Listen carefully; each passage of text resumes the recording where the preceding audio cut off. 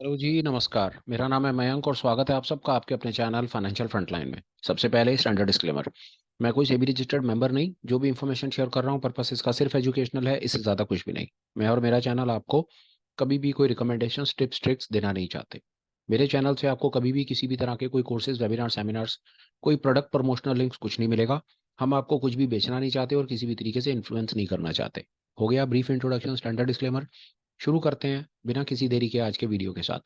आज संडे को हम एक और सीरीज की कुछ वीडियोस के कंटेंट की शुरुआत कर रहे हैं, जिसके अंदर हम वीकली एनालिसिस करेंगे। स्पेशली वीकली एनालिसिस उन शेयर्स का जो हम अपनी तरफ से रोज सुबह 8 बजे आपके साथ में जो कंटेंट शेयर करते हैं, momentum stock of the day.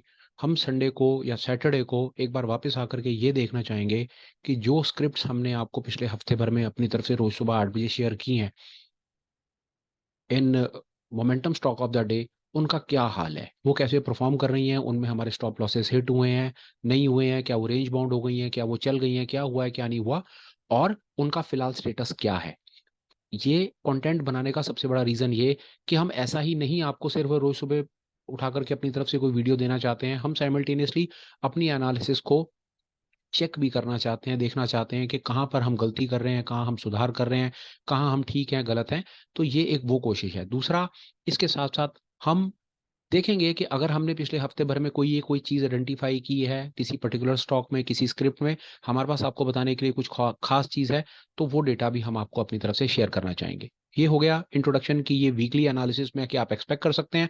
अब देर नहीं करेंगे, शुरू करेंगे अपने वीडियो को और देखेंगे कि पिछले हफ्ते में हमने आपको कौन से स्टॉक्स अपनी तरफ से momentum stock of the day के अंदर में बताए, ऑब्जर्व करने के लिए हमने उनको अपनी लिस्ट में लगाया। हम देखना चाहते हैं उनका क्या हाल है। शुरू करते हैं बिना किसी देरी के। आइए जी, आप देख रहे हैं स्क्रीन पर ट्रेडिंग व्यू का ये वेबसाइट है और मैं सीधा उसी अपनी वर्कशीट के ऊपर ही आ गया, जिस वर्कशीट के अंदर में हमने आपको अपनी तरफ से स्टॉक बताए हैं। सबसे पहले फोर्टिस के चार्ट को खोलते हैं और देखते हैं कि फोर्टिस के चार्ट में क्या चल रहा है। आइए जी,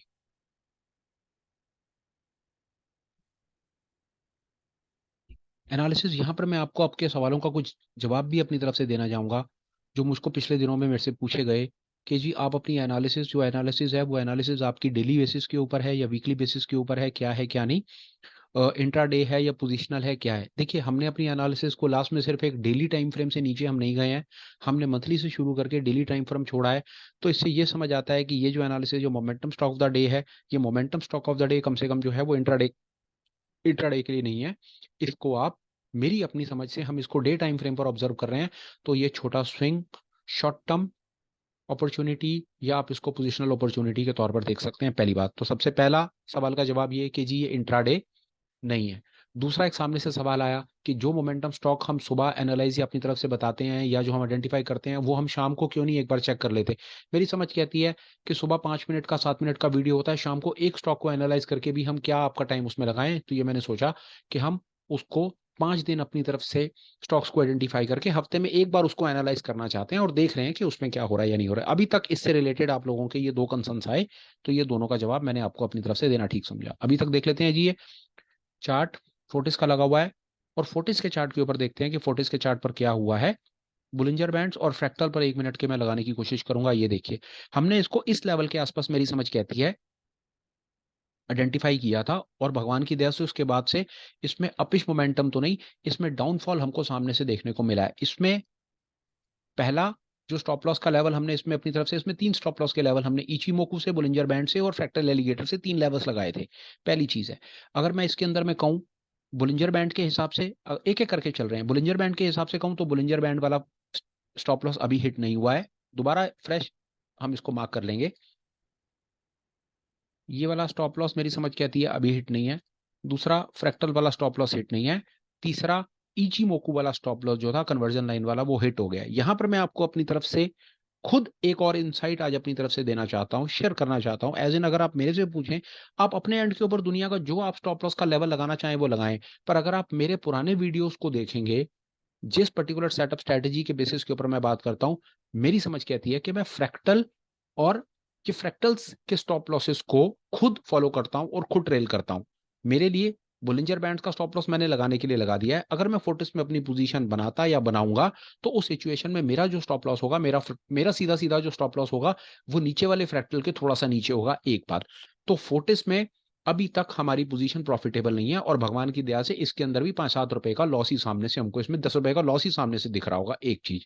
तो फोर्टिस के ऊपर में मेरी एनालिसिस है, मेरे हिसाब से मेरा स्टॉप लॉस हिट नहीं है, मैं पोजीशन में बरकरार हूं। पर हाँ, मैंने जहां से खरीदा था वहां से प्राइस नीचे आया, ऊपर नहीं गया, तो ठीक है, ओके, नो प्रॉब्लम, मैं इस चीज को एक्सेप्ट करता हूं और फिलहाल अपने स्टॉप लॉस को इंटैक्ट रखूंगा। मैं पोजीशन से फर्जी ही सही, डमी ही सही, पेपर ट्रेड ही सही मेरा, पर कम से कम मेरी लॉन्ग पोजीशन इंटैक्ट है और मेरा स्टॉप लॉस हिट नहीं हुआ क्योंकि मेरा स्टॉप लॉस नीचे वाले फ्रैक्टल पर है। मेरी यहां पर बात भाई साहब कंप्लीट हो गई। आगे चलते हैं जी, एक्साइड पे देखते हैं एक्साइड पे क्या हो रहा है। यहां पर देखिए, एक्साइड पर बाजार को हमने इन लेवल्स पर पकड़ने की कोशिश की और इस पे भी भगवान की दया से अपिश मोमेंटम नहीं, मोमेंटम इसमें नीचे की तरफ आ गया। पर मेरे तीनों के तीनों स्टॉप लॉसेस के लेवल इंटैक्ट हैं। मेरी मानो ये ऊपर वाले ये जो स्टॉप लॉसेस के लेवल हैं ये मेरे नहीं है, ये मैंने लगाने के लिए लगाए हैं। किसी को बुलिंजर बैंड्स, मैंने कहा था कि माल को खरीदने के बाद लोगों को डर लगता है कि फ्रैक्टल का स्टॉप लॉस नीचे होता है, मुझको नहीं लगता जी। मैं मेरे पर्टिकुलर सेटअप के हिसाब से मेरा स्टॉप लॉस जो है वो नीचे वाले फ्रैक्टल के थोड़ा सा नीचे है। आप अपना स्टॉप लॉस अपनी एपेटाइट के हिसाब से लगा लो, पर हाँ, इस चीज को एक्सेप्ट करना जरूरी है कि जो हमने इसको as an momentum stock of the day यहां पर पकड़ने की जो कोशिश की थी इस जगह पे, यहां से प्राइस ने अपिश नहीं, यहां से प्राइस ने बेरिश मोमेंटम दिखाया है। नो प्रॉब्लम, एक्सेप्टेड, पर स्टॉप लॉस हिट नहीं है। मैं पोजीशन अपनी इंटैक्ट रखूंगा और अभी इस पोजीशन से मैं बाहर नहीं आऊंगा। मेरा डमी पेपर ट्रेड है, मैं ऑब्जर्व कर रहा हूं और ये डेटा मैंने आपके साथ शेयर कर दिया। एसबीआईएन देखते हैं जी, एसबीआईएन में क्या है। एसबीआईएन में भगवान की दया से तुक्का ठीक चला है। हमने इन लेवल्स के आसपास में कहीं पर पकड़ने की कोशिश की थी, उसके बाद में पिछले 2-3 दिन में अच्छा बुलिश मोमेंटम है। यहां पर बाय चांस स्टॉप लॉसेस के लेवल हैं वो डेटा डिलीट हो गया है, पर मैं नया स्टॉप लॉस का लेवल अपने फ्रैक्टल, मेरी सीधा सीधा है स्टॉप लॉस मेरा फ्रैक्टल के नीचे थोड़ा सा। एसबीआई वाला तुक्का अभी तक ठीक चला है। एसबीआई में मेरी पोजीशन, मेरा डमी ट्रेड इंटैक्ट है, फ्रैक्टल के नीचे मेरा स्टॉप लॉस लगा हुआ है। पोजीशन मेरी होल्ड है, मैं आराम आराम से स्टॉप लॉस को ट्रेल करूंगा और मैं बाजार में पड़ा रहूंगा। मैं एसबीआई में पोजीशन अपनी खाली नहीं कर रहा हूं, ये पोजीशन मेरी प्रॉफिटेबल है। आगे चलते हैं, हिंदुस्तान एरोनॉटिक्स देखते हैं। अब यहां पर हिंदुस्तान एरोनॉटिक्स में देखिए, भगवान की दया से हमने यहां पर पकड़ा और अगले ही दिन इतने भयंकर तरीके से बाजार नीचे आया। एनालिसिस गलत या सही हमारे कंट्रोल में नहीं है, हम एनालाइज कर सकते हैं, पोजीशन बना सकते हैं। मेरे कंट्रोल में दो चीजें हैं, वो है स्टॉप लॉस और डिसिप्लिन। पहला, अगर मेरा बुलिंजर बैंड्स के मिड लाइन के ऊपर स्टॉप लॉस है तो मेरा स्टॉप लॉस हिट हो गया है। पर वहीं पर ही जो मैं बार बार कहता हूं, अगर मेरा स्टॉप लॉस मेरे नीचे वाले फ्रैक्टल के नीचे है तो आप देख लीजिए मेरा यहां पर जो स्टॉप लॉस है फ्रैक्टल के नीचे हिट नहीं हुआ है। मैं हिंदुस्तान एरोनॉटिक्स में मेरा अपना जो बायस है, मेरा बायस इंटैक्ट है, मेरा स्टॉप लॉस हिट नहीं है। पर हाँ, एनालिसिस ठीक है, हम अपनी एनालाइज कर सकते हैं, चीज खरीद सकते हैं, बाकी बाजार की मर्जी, बाजार ऊपर जाएगा या नीचे वो हमें नहीं पता। हम पोजीशन बना सकते हैं, स्टॉप लॉस को इंटैक्ट रख सकते हैं, वो दोनों चीजें हमने करी हुई हैं। एक रिटेल इससे ज्यादा और क्या ही कर सकता है। और चलते हैं जी आगे। ट्रेंड हमको हमारे एक भाई ने बताया था, उस पर देखते हैं ट्रेंड में क्या हाल है। बिल्कुल ठीक है, यहाँ पर पोजीशन थी, लॉन्ग पोजीशन हम साथ में एक डमी पोजीशन बना रहे हैं नीचे वाले फ्रैक्टल के नीचे, थोड़ा सा नीचे कहीं पर ये फ्रैक्टल है, तो यहाँ पर हमने हमारा स्टॉप लॉस का लेवल लगा हुआ है। तो ट्रेंड में भी हमारा अभी भी बुलिश बायस इंटैक्ट है, पोजीशन हमारी डमी पोजीशन होल्ड है, स्टॉप लॉस हमारा हिट नहीं हुआ है अभी तक। मेरी मानिए या मेरी सुने तो मेरे किसी भी पर्टिकुलर 5 स्टॉक्स के अंदर में प्रॉफिट होगा लॉस होगा फ्यूचर में पता चलेगा। स्टॉप लॉस हिट नहीं है, इंटैक्ट है, मैं पोजीशन होल्ड कर रहा हूं। अब ये हमने उन स्टॉक्स के ऊपर बात की, 1, 2, 3, 4 और 5 स्टॉक्स के ऊपर हमने बात की, जिन 5 स्टॉक्स के ऊपर हमने पिछले हफ्ते भर में momentum stock of the day में आपके पास आकर के अपनी तरफ से कुछ इनसाइट शेयर करने की कोशिश की। ठीक है जी, आज हमने इनको एक बार ओवरव्यू ले लिया, देख लिया कि भैया उनमें क्या हुआ, स्टॉप लॉस हिट हो गया, क्या हुआ क्या नहीं हुआ, वो आपके सामने हमने डेटा भी लाइव शेयर कर दिया। अब इसके बाद बात को और आगे बढ़ाते हैं। पिछले दिनों में हमने आपको एक छोटा सा ओपिनियन पोल रन करा टेलीग्राम चैनल पर। हमने पूछा भैया बताओ एचडीएफसी बैंक में आपको क्या लगता है, एचडीएफसी बैंक और गिरेगा, गिर करके थक चुका है, अब ऊपर जाएगा, क्या होगा क्या नहीं होगा। तो मेरे को जो मेरी अपनी थोड़ी सी समझ कहती है एचडीएफसी बैंक को लेकर के, वो डेटा मैं आपको अपनी तरफ से शेयर करने की कोशिश करता हूं। तो आइए चलते हैं स्क्रीन पर और देखते हैं कि एचडीएफसी बैंक हमें क्या बताना चाह रहा है। यहाँ पर मैंने कुछ एक लेवल्स लगाए हैं 1 मिनट के। मैं एचडीएफसी को बड़े टाइम फ्रेम के, मैं सब कुछ हटाऊंगा यहाँ से, और एचडीएफसी को मैं एनालाइज करूंगा बहुत बड़े वाले मंथली टाइम फ्रेम के ऊपर।